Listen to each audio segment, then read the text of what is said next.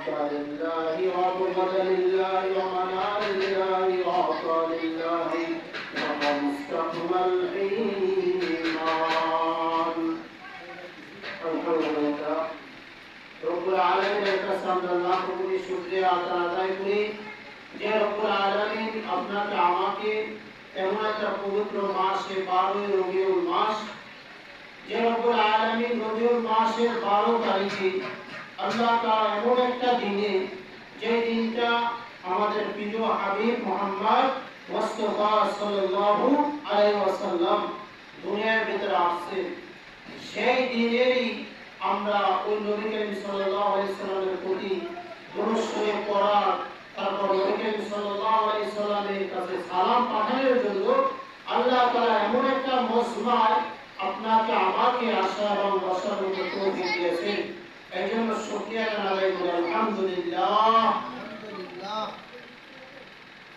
এই মজমাটা আল্লাহ তাআলার কাছে এত প্রিয় কারণ এই রবিউল আউয়াল মাসে 12 রবিউল আউয়াল মাসে যে দিনটা আল্লাহ তাআলার কাছে এত প্রিয় কারণ এই দিনে আল্লাহ তার হাবিবকে তার প্রিয় রাসূলকে পাঠাইছেন দামি কেন কারণ তার প্রিয় হাবিবকে এই দিনকে পাঠাইছেন আল্লাহ তাআলা নবীকে পাঠাইছেন নবীকে রহমত বানায় পাঠাইছেন প্রত্যেকটা জাতির জন্য নবী রহমত মানবের জন্য রহমত দানবের জন্য রহমত আরবের জন্য রহমত শ্রেষ্ঠ জাতির জন্য আল্লাহ নবী রহমত আল্লাহ তাআলা বলেন ওমা আরসালনাকা ইল্লা রাহমাতাল লিল আলামিন হে নবী আপনাকে আমি রহমত বানায় পাঠাইছি আপনাকে আমি রহমত বানায় পাঠাইছি নবীকে বলতেছে আল্লাহ হে নবী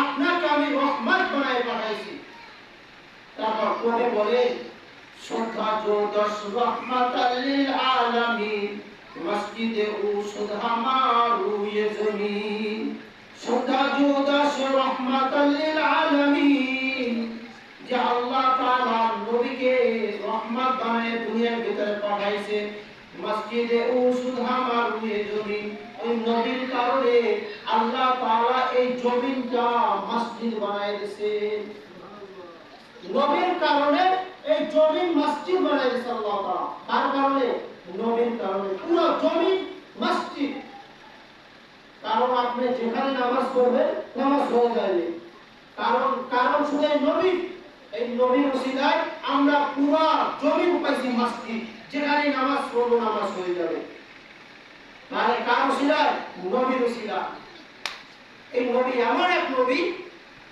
আল্লাহ তাআলা আদম আলাইহিস সালাম থেকে ঈসা আলাইহিস সালাম পর্যন্ত 1,40,000 পয়গম্বর দুনিয়ায় আল্লাহ তাআলা পাঠাইছেন প্রত্যেক পয়গম্বরের নির্দিষ্ট টাইম ছিল দাওয়াতের অথবা নির্দিষ্ট একটা এলাকা ছিল যে আপনি এই এলাকা নিয়ে দাওয়াত দিবেন তারপর ওই নবী চলে গেছেন আরেক নবী চলে আসছেন তো প্রত্যেক নবীকে আল্লাহ তাআলা একটা কিতাব দিয়ে পাঠাইছেন প্রত্যেক নবীকে ওই নবী চলে যাওয়ার পর কিতাবও তার সাথে চলে গেছে বন্ধ হয়ে গেছে আর একজন নবী আসছে সে আল্লাহর পক্ষ থেকে কিতাব নিয়ে আসছেন তারপর ওই নবীর কিতাব শুরু হয়ে গেছে তাই যে নবী দুনিয়া থেকে চলে গেছে তার দাওয়াতও বন্ধ হয়ে গেছে তার আইনও বন্ধ হয়ে গেছে তার কিতাবও বন্ধ হয়ে গেছে তাই আমাদের এমন এক নবী আল্লাহ তাআলা পাঠাইছেন আমাদের নবী দুনিয়া থেকে চলে গেছে কিন্তু তার দাওয়াত বন্ধ হয় না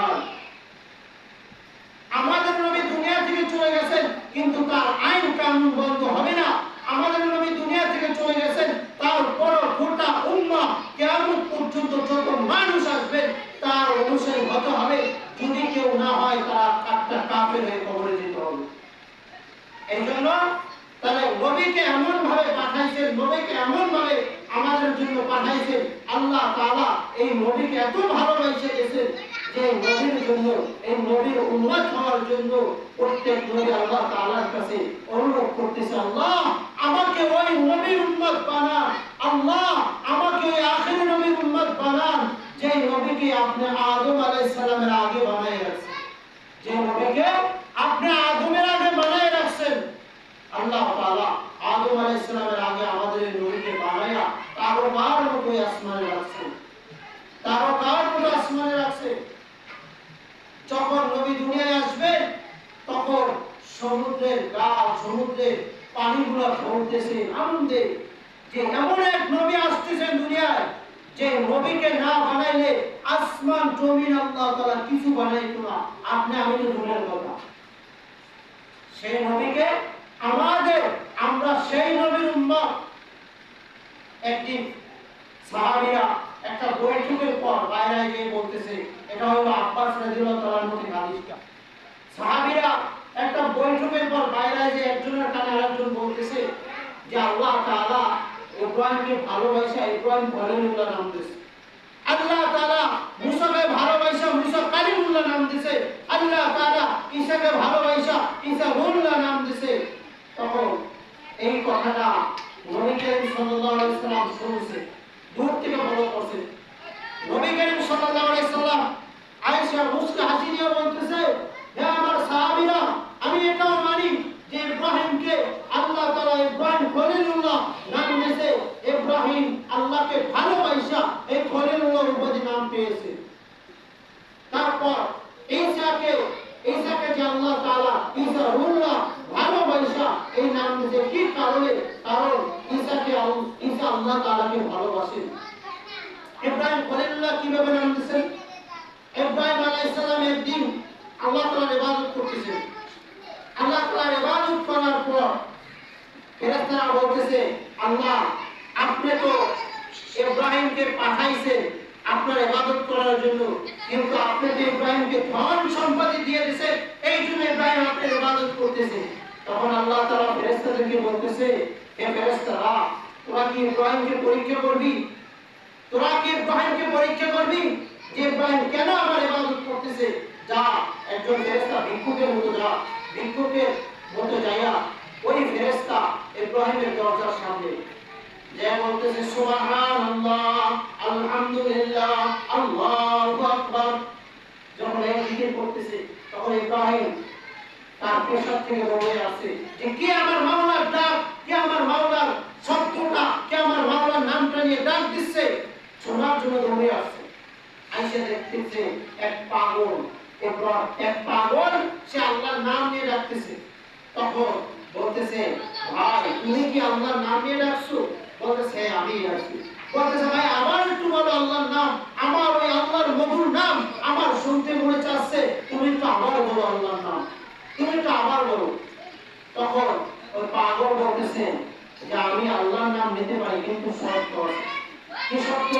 হে ইব্রাহিম, তোমার এই সম্পত্তি থেকে যখন আমাকে অর্ধা দিয়ে দেবা তখন আমি আল্লাহর নাম নেব। তখন ওই ইব্রাহিম বলতেছে, ভাই আল্লাহর নাম শোনাও, আমি আমার গোটা সম্পত্তি তোমাকে দিয়ে দেব, তারপর আমার ওই আল্লাহর নাম নেও। তখন ফেরেশতা দৌড়ে আল্লাহ তাআলার কাছে বলতেছে, আল্লাহ আপনি কেন ইব্রাহিমকে তার লকব দিয়েছেন খলিলুল্লাহ? আমি এখন বুঝি, কারণ ইব্রাহিম আপনাকে ভালোবাসে শুধু আপনাকে পাওয়ার জন্য। ওই সাহাবীরা বলতেছে যে ইব্রাহিমকে আল্লাহ তাআলা ভালোবাসে, নাম দিয়েছে ইব্রাহিম খলিলুল্লাহ। মুসাকে আল্লাহ তাআলা ভালোবাসে, নাম দিয়েছে মুসা কালিমুল্লাহ। ঈসাকে ভালোবাসে, নাম দিয়েছে ঈসা রুহুল্লাহ। তখন আল্লাহর নবী দূর থেকে ভালো করে কাছে এসে বলতেছে মুস্কা হাসি দিয়া যে আমার সাহাবীরা শোনো, হে আমার সাহাবীরা শোনো, ইব্রাহিমকে নাম দিয়েছে ইব্রাহিম খলিলুল্লাহ। আমি জানি ইব্রাহিমকে আল্লাহ ভালোবাসে। মুসাকে নাম দিয়েছে আল্লাহ মুসা কালিমুল্লাহ। আমি জানি মুসাকে আল্লাহ ভালোবাসে। ঈসাকে নাম দিয়েছে ঈসা রুহুল্লাহ। আমি জানি ঈসাকে আল্লাহ ভালোবাসে, কিন্তু আমাকে তাদের চেয়ে আল্লাহ তাআলা বেশি ভালোবাসেন, এই জন্য আমার নাম দিয়েছে হাবিবুল্লাহ। হাবিবুল্লাহ শব্দের অর্থ, হাবিবুল্লাহ আল্লাহ কেন নাম দিল? কারণ আল্লাহ স্বয়ং আল্লাহ আমাদের নবীকে ভালোবাসে। তারা আল্লাহকে ভালোবাসে, তাদের লকব আছে। আর আমাদের নবীর লকব আল্লাহ নিজে দিয়েছেন। আমাদের নবীর টাইটেল নামের সাথে আল্লাহ নিজে দিয়েছেন, আল্লাহ নিজে ভালোবাসা, এই জন্য নাম দিয়েছে হাবিবুল্লাহ। তারপর জনাবে মুহাম্মদ আরবি সাল্লাল্লাহু আলাইহি সাল্লাম বলতেছেন যে সাহাবীরা আরো শুননা, কাল কিয়ামতের দিন সর্বপ্রথম জান্নাতের দরজায় টোকা মারবো আমি নবী মুহাম্মদ। আমি নবী মুহাম্মদ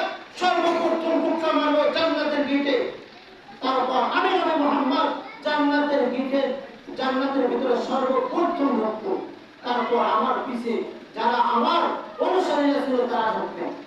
তারপর বলতেছে, হে সাহাবীরা আরো শুনবা, কাল কিয়ামতের দিন আমি গোটা কিয়ামতের দিন সর্দার হয়ে দাঁড়াবো, আর আমি সুপারিশ করব, আমার সুপারিশ অনুযায়ী আল্লাহ তাআলা তার বান্দাদেরকে জান্নাত দিবেন। তারপর বলতেছে, হে সাহাবীরা তোমরা ভাবতেছো আদমকে আল্লাহ বেশি ভালোবাসেন, হ্যাঁ আমিও মানি আদমকে আল্লাহ বেশি ভালোবাসেন, কিন্তু কাল কিয়ামতের দিন এই আদমের পুরো বংশধর আমার পিছনে থাকবে, আর আমি নবী মুহাম্মদ সাল্লাল্লাহু আলাইহি ওয়াসাল্লাম আগে থাকবো। নবীর গুণ আর কি বর্ণনা করব? নবী নিজেই নবীর গুণ বর্ণনা করে গেছেন যে আমাকে আল্লাহ এই পরিমাণ ভালোবাসেন, আমাকে আল্লাহ এই পরিমাণ ভালোবাসেন। এমনকি নবী মুহাম্মদ সাল্লাল্লাহু আলাইহি ওয়াসাল্লাম বলতেছে যে আমাকে এমন ভালোবাসে শোনো সাহাবীরা, যদি তোমরা কোনো বিপদে পড়ো, যদি তোমরা কোনো বিপদে পড়ো, শুধু আমার প্রতি দুরূদ পড়বা, শুধু আমার প্রতি দুরূদ পড়বা, তখন আমার প্রতি দুরূদ পড়া দেখে আল্লাহ তাআলা তোমাদেরকে বিপদ মুক্ত করে দেবে। বলে সুবহানাল্লাহ। নবীকে এত ভালোবাসেন যে নবীকে না পাঠাইলে, যে নবীকে না বানাইলে, আল্লাহ বলতেছে যে নবীকে না বানাইলে আমি মানব জাতি বানাইতাম না, আসমান জমিন বানাইতাম না, কোন কিনার কিছুই বানাইতাম না, ওই নবী মুসলিমে আমি বানাইছি। এই জন্য কবি বলেন সুবহানাল্লাহ দাস রাহমাতাল লিল আলামিন মসজিদে সুবহানাল্লাহ রুয়ে নবী। আল্লাহ ওই নবীকে রহমত হিসেবে দুনিয়ায় পাঠাইছেন, আর আল্লাহ রহমত হিসেবে পাঠাইছেন, এবং আল্লাহ তাআলা নবীর জন্য গোটা জমিন মসজিদ বানায় দিয়েছেন। এই নবীর উম্মতরা যেখানে বসে নামাজ পড়বে সেখানে নামাজ হবে, কারণ আখির নবীর উম্মত। এই জন্য সেই নবীকে আমরা পেয়েছি, নবীকে আমরা পেয়েছি। আল্লাহ তাআলা বলে দিয়েছেন যে ওমা আরসালনাকা ইল্লা কাফাতি লিন-নাসি বাশীরা ওয়া নাযীরা। হে নবী, আপনি মানুষের জন্য সুসংবাদদাতা, আপনি মানুষের জন্য নবী, আপনাকে নবী হিসেবে পাঠাইছি, সকল মানুষের জন্য আপনি নবী। এই আয়াতের ব্যাখ্যায় মুফাসসিররা আল্লাহ বলেন যে সকল মানুষের জন্য নবী মানে অন্য মানুষ যতই আসবে দুনিয়ার ভিতরে সকল মানুষের জন্য নবী হবেন, এবং সে যদি অন্য ধর্মেরও হোক, সে যদি খ্রিস্টান ধর্মেরও হোক, অন্য ধর্মেরও হোক, তারপর তারও নবী হইল হযরত মুহাম্মদ মুস্তাফা সাল্লাল্লাহু আলাইহি ওয়াসাল্লাম। এই নবী ইসলাম আমাদের কাছে পাঠানোর জন্য কত কষ্ট করেছেন, এই নবী এই ধর্ম আমাদের কাছে পাঠানোর জন্য, এই ধর্মের দাওয়াত আমাদের কাছে পাঠানোর জন্য কত কষ্ট করেছেন। নবী করিম সাল্লাল্লাহু আলাইহি ওয়াসাল্লামকে কাফেররা কত কষ্ট দিয়েছে, তারপর নবী বলেন ইয়া উম্মতি ইয়া উম্মতি, যে আমার ওই উম্মতের কাছে এই দাওয়াত পৌঁছাইতে হবে, আমার ওই উম্মতের কাছে এই দাওয়াত পৌঁছাইতে হবে। সেই নবীকে পাঠানোর আগে আল্লাহ তাআলা কিছু মুজিজা দুনিয়ার ভিতরে দিয়ে দিয়েছেন, এবং তার মাকে কিছু মুজিজা আল্লাহ তাআলা দেখাইছেন। আমেনাকে আল্লাহ তাআলা কিছু মুজিজা দেখাইছেন। যখন নবী করিম সাল্লাল্লাহু আলাইহি ওয়াসাল্লাম গর্ভ অবস্থায় ছিল, তার বাবা যখন মারা গেছেন, তখন ওই আরবের ভিতরে একটা প্রচলিত ছিল যে যাদের স্বামী নাই তারা কোনো দামি সেন্ট ব্যবহার করতে পারবে না, তারা সুগন্ধি কোনো ব্যবহার করতে পারবে না। একদিন দেখতেছে আমেনার শরীর থেকে সুগন্ধির ঘেরান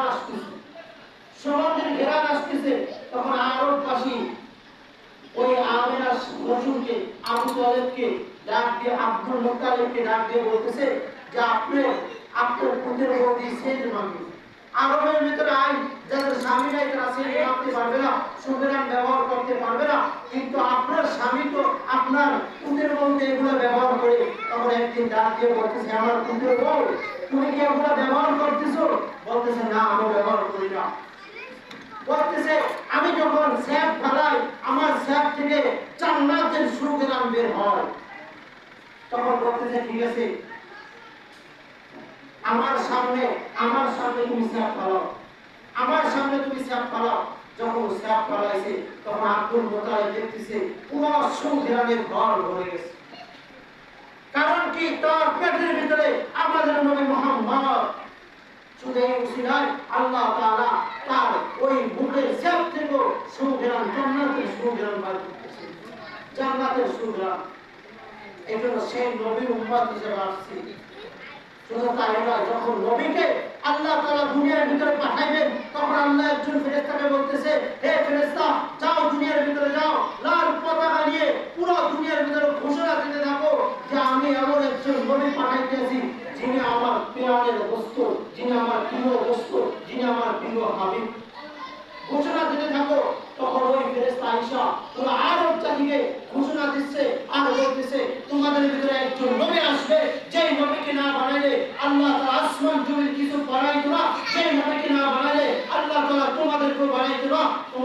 কাছে সেই নবী আসবেন ঘোষণা দিচ্ছেন।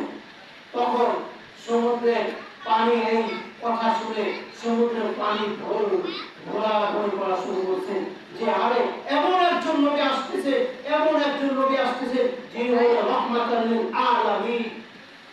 তারপর বনের পশু পাখি চেউময় করে আনন্দের খেলায় নাচতেছে যে এমন একজন নবী আসবে যিনি হলো রহমাতুল লিল আলামিন। ওই নবীর চেহারা দেখার জন্য কত মানুষ, ওই নবীর চেহারা দেখার জন্য কত পশু ওই তাকাই আছে যে নবী কখন আসবে আর নবীর চেহারা মোবারক কখন দেখবো। আল্লাহ তাআলা ওই নবীকে পাঠানোর আগে ওই নবীর আলোচনা প্রত্যেক নবীকে, ওই নবীর ফজিলত প্রত্যেক নবীকে আল্লাহ তাআলা বলে দিয়েছেন যে আমার এমন একজন বন্ধু যাবে।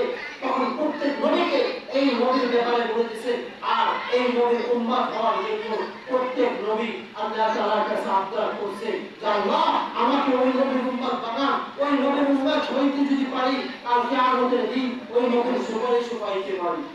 এজন্য নবীর মহব্বত যদি অন্তরে থাকে আর কিয়ামতের দিন ইয়া উম্মতি যখন বলবে তখন এই নবীর মহব্বত নিয়ে ইয়া উম্মতি যখন বলবে ওই উম্মত হিসেবে দাঁড়াইতে পারবো। আর নবীর মহব্বত যদি অন্তরের ভিতরে না থাকে ওই ইয়া উম্মতি যখন বলবে ওই উম্মতের কাতারে দাঁড়াইতে পারবো না। নবীর মহব্বত কি?